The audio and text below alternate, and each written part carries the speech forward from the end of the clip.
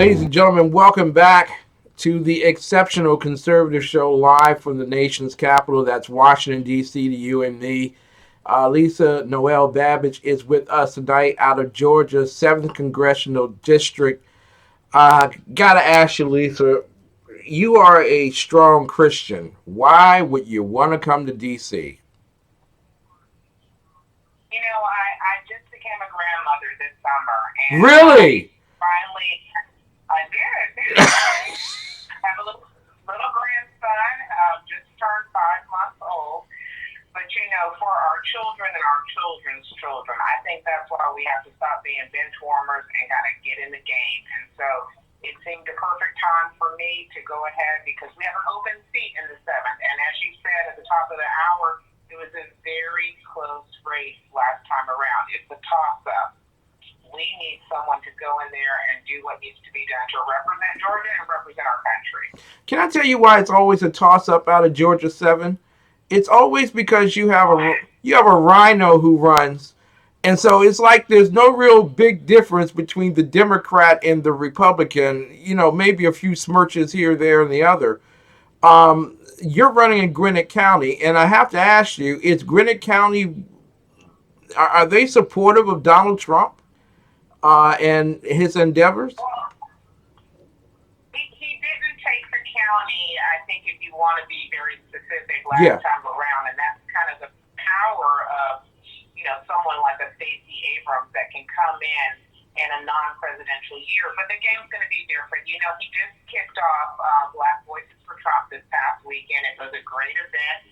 Followed that up with Candace Owens on Sunday having a Blexit Atlanta event.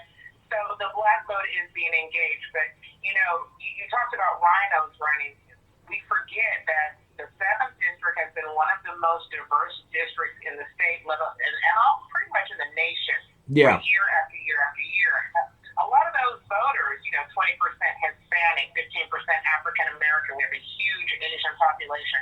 They haven't been activated on either end. But you have someone like Stacey Abrams come in, and she's going to pull all those folks that the Republican Party hasn't gone after. We have to court and suit those voters that we want to show up to the polls and vote conservative. Now, Lisa, the expectation of you being in the 7th Congressional District is that you're going to be reaching that diverse population that normally isn't tapped. Yeah. And Right. What is your strategy for reaching out to them? Free Popeye's chicken sandwiches? Does that work? What exactly is the strategy for reaching that population?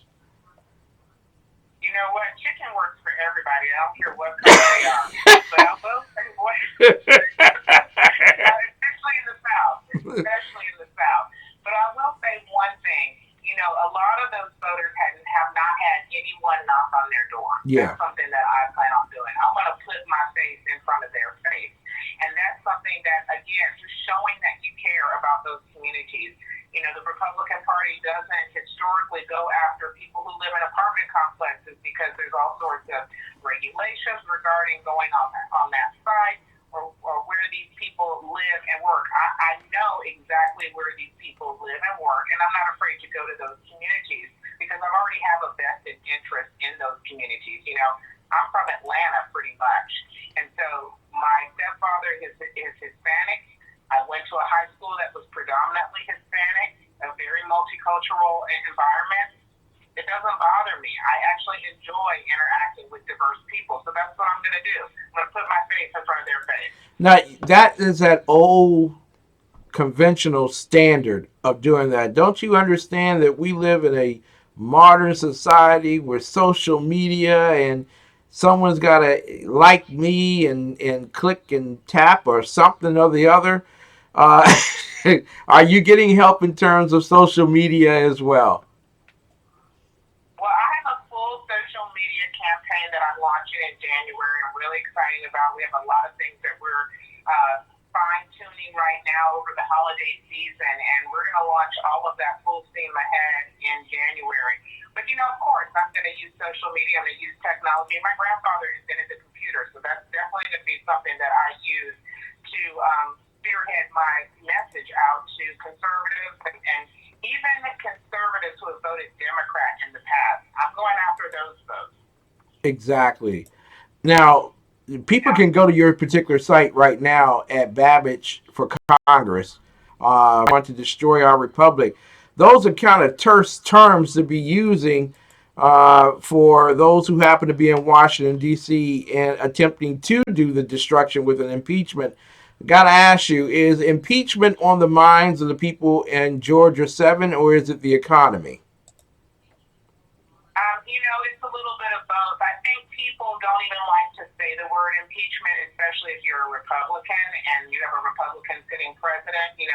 Donald Trump has rubbed so many people the wrong way, even those that voted for him. So the idea that, Pelosi and her cronies are so hell bent on impeachment, I think it can be intimidating. I'm excited to see this play out. I don't think it's going to be a cakewalk, but I think that the American public, Democrats, Republicans, Independents, Libertarians, I think they will begin to see the writing on the wall when we have a government who refuses to do anything except attempt to impeach their president. So I think that we're going to see people hold Congress, hold our elected officials a little bit more accountable as this thing continues to snowball. But definitely, here in Georgia, we care about it. Now, there are the people in Gwinnett County aware that the Democrats have not considered the continuation bill for appropriations to keep the government open because they are so focused on impeachment.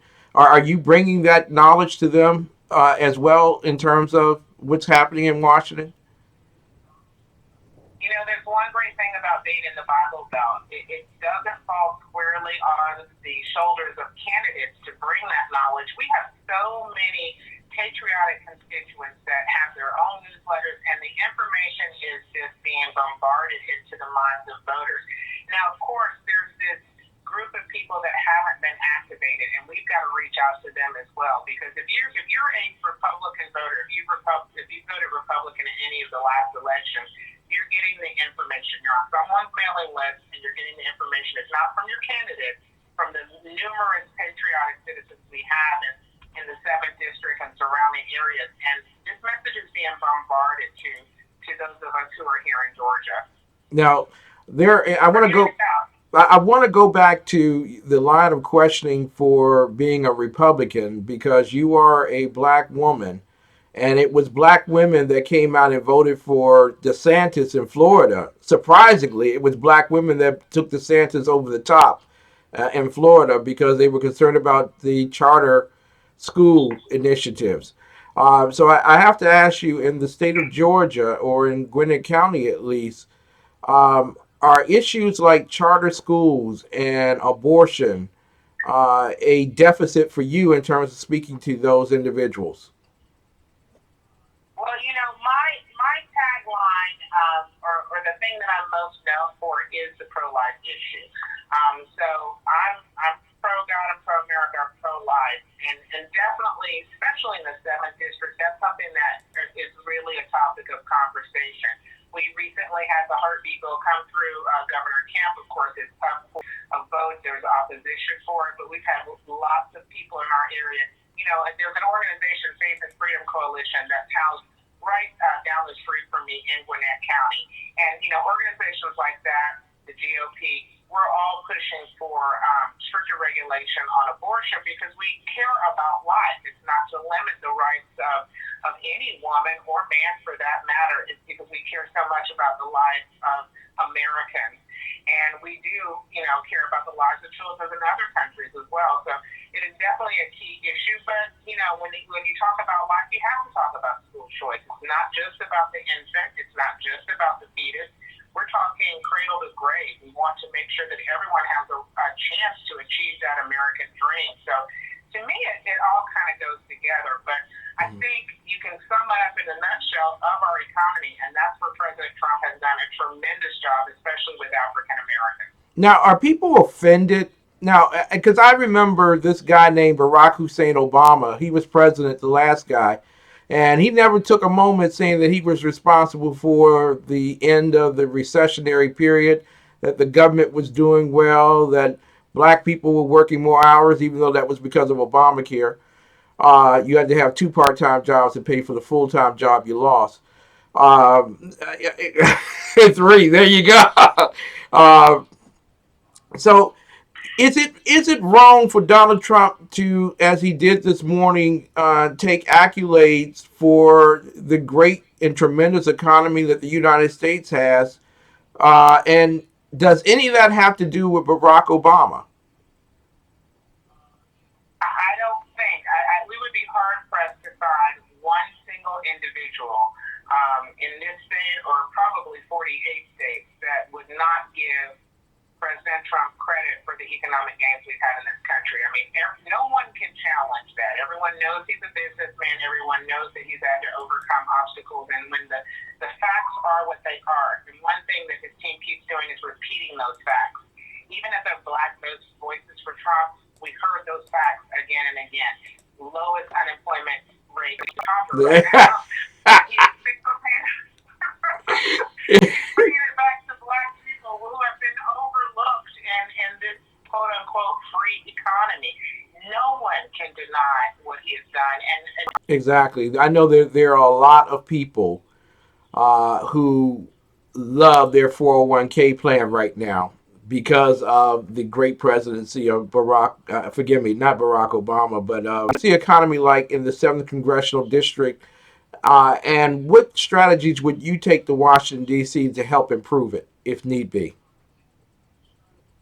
well, I mean, right now our economy, I wouldn't say it's booming, but it has taken a significant dip in past years during the Obama administration. It is now leveling off, and we are seeing gains again. I mean, I just got a raise. I'm an educator, and teachers are some of the most underpaid professionals in the nation. So I have to say it's looking up by tremendous gains, but I want to see it stabilize. I want to see us surpass what it was before the deficit under Obama, and I want to see our infrastructure strengthened. You know, right now we have a battle in our district to remain suburban, and aspects of our district are very rural because I also include South Forsyth. And the constituents that live in these neighborhoods, they appreciate green space. They appreciate not having mass transit that is being bankrupted by the city of Atlanta. So there's a couple of nuances that I would want to make sure stay in place for the 7th district. I want to make sure that our schools stay strong because we do have the tax base that has allowed us to stay afloat even when the economy dipped. But we just want to make that security net much larger and make sure that our green spaces stay green and that we keep, the deficit from Atlanta out of our tax base. Gotta have this question here. There are 2 cases that are going before the Supreme Court, or at least one is being considered. The first one is regarding Remington guns.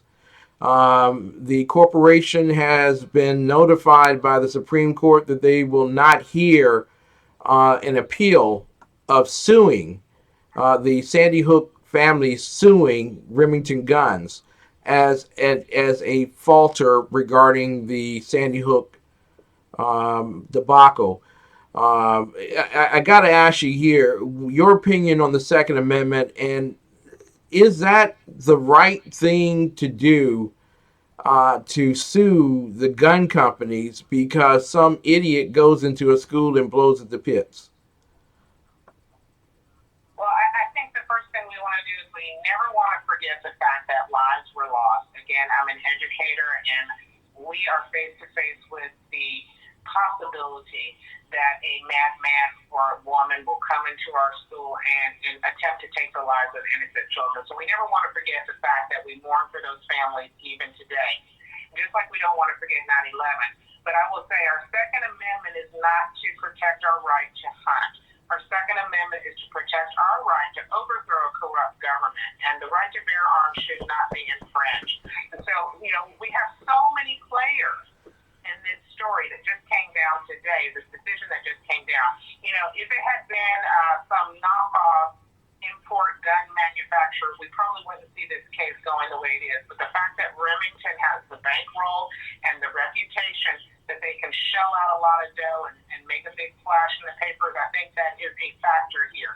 Those families who suffered greatly by losing a child are not going to have any restitution by suing Remington. And And in fact, it will open up the doors for more violence and for more waste of taxpayer money as we, take these things to court. What I do think, it makes no sense to sue them, but what I do think we need to look at is the fact that the mother in that case, who was the gun owner, her enthusiasm is the reason why her child carried out the act that he did, because she trained him how to use that weapon. The case said that Remington's advertising targeted young males. Now that's apples and oranges. Totally. You really have to decide which is it. I think the court did the easy thing by saying, we'll let the lower court sort this out and it will come back to us. They passed the buck. Exactly. Unfortunately, it sets the wrong tone. It sets the wrong tone for America because Remington is not responsible for what a mentally ill man decided to do when his mother, who was a legal gun owner, trained him on how to use a gun. Ganahashi also here, because I love your answer to the Second Amendment. People don't understand the Second Amendment was put there by our founding fathers to protect us from a corrupt government, as they were not certain that the Constitution would actually be a longevity concern. Now, in terms of the whole Second Amendment issue, doesn't this open the door for faux gun control, where legislators now operate and say, hey, we need to take guns away from people at this point, and that's also disarming the population? Is this a setup for that, do you believe?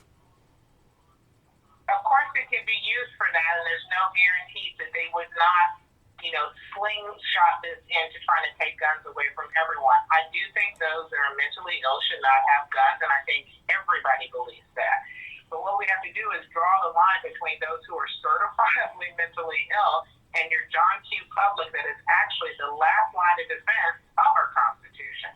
And that's what has not been done. You shut down all the mental hospitals, you shut down services in schools, and then you're upset because someone who needs help didn't get the help, and yet they get their hands on a weapon. It could have been a baseball bat. Thank you. So what are we going to do? Are we going to go to Louisville and take away the sluggers now because of a baseball? Come on. Forgive me. I got to say that for a rant a little bit later on. It frazzles my mind how these individuals with all these PhDs actually come up with the reasonings for the justifications that they have. I want to ask you in finality, another case going before the Supreme Court that you would have responsibility for once you got to Congress in 2020 is regarding DACA. The President of the United States knows it's going to be overturned because it's unconstitutional. A president cannot create legislation and sign it into a law himself. That is unconstitutional. He knows the Supreme Court's going to overturn it. But he's also given a sign to the Democrats that he's willing to work out a deal to keep the DACA people here. Should we keep DACA people here, or should they be returned home? I don't think it's a precise yes or no. President Obama did so many executive orders in the midnight hour. The unraveling of those 8 years is going to take some time. It's going to cause some hurt feelings. It's going to be the ripping of the Band-Aid. I think there are some DACA recipients that perhaps could fall into a program that allows them to streamline, their legal citizenship. Of course, some of them have got to go, because the numbers are they are. And, my stepfather was an illegal alien before he was deported. My father is a legal alien resident. So I wasn't raised in a dual citizen household. I do have compassion for what it means to come as an economic refugee to another country and work your way through the system successfully or unsuccessfully. But the bottom line is our borders have been overrun. And anytime you have your borders overrun, think about your own house, you have to cut the deluge that's coming in by force. That means you make a line in the sand, and some people go, and some you might be able to work out depending on age and then lots of other factors. I think that the immigration question is so complex now.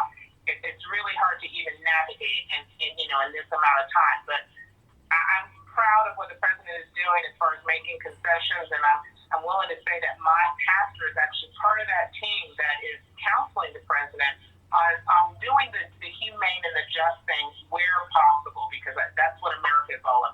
Exactly. Listen, Lisa Babbage, you're running in the 7th Congressional District. Congratulations to you. I picked you because the Lord led me to find the most conservative person who was running for office there, and you seem to be the one. You answered all the right questions the right way. How can people support you in your campaign? They can go to babbageforcongress.com. That's BABBAGE, or LisaNoelBabbage.com. Please check me out on Facebook. I'm on all sorts of social media platforms. I'd love to hear from you. You got a big debate coming up next week, am I correct? Yes, I do on Monday, and I am so looking forward to it.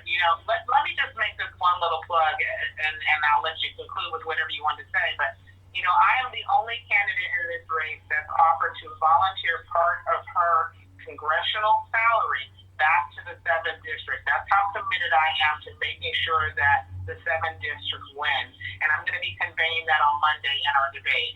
Well, congratulations to you. We wish you much success in that debate.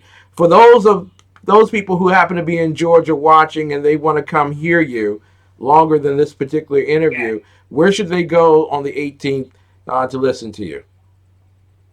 So it's going to be a candidate meet and greet starting at 6 p.m. at the Gwinnett Place Mall in the Gwinnett GOP headquarters.